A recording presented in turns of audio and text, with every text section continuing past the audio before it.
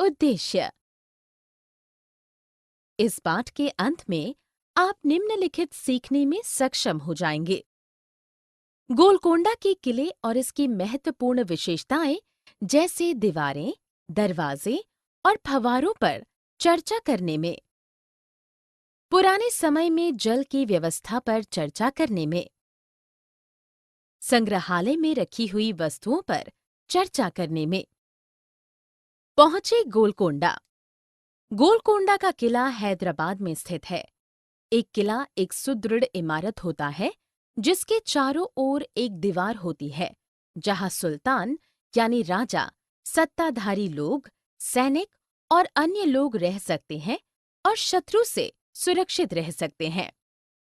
गोलकोंडा किला ऊंचाई पर बनाया गया था। किलों को शत्रुओं से सुरक्षित रखने के लिए इसकी मोटी दीवारें और विशाल दरवाजे हैं। बुर्ज। किले की सुरक्षा के लिए बाहरी दीवार पर गोलाकार संरचनाएं बनी हुई हैं। इन्हें बुर्ज कहा जाता है।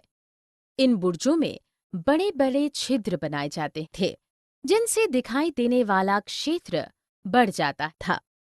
सैनिक उनसे झांककर किले की ओर आते हुए शत्रुओं को देख सकते थे। किले के भीतर। किले की दीवारों पर वायु संचालन के लिए खिड़कियां और दरवाजों की सुंदर नक्काशी की गई है।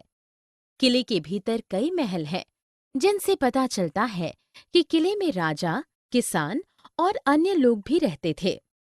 किले में विशाल तालाब और जल के फव्वारे हैं। इसमें तोप भी है, जो कांच से निर्मित एक प्रकार की बंदूक होती है, जिनका उपयोग औरंगजेब द्वारा गोलकोंडा किले पर हमले के दौरान किया गया था, परंतु वह किले में प्रवेश नहीं कर सका था। जल व्यवस्था। किले में एक बहुत ही कुशल जल आपूर्ति व्यवस्था थी। बैलों द्वारा ड्रम को चलाया जाता था, जिससे एक दांतेदार गरारी घूमती थी और इस प्रकार कुएं से जल ऊपर लाया जाता था।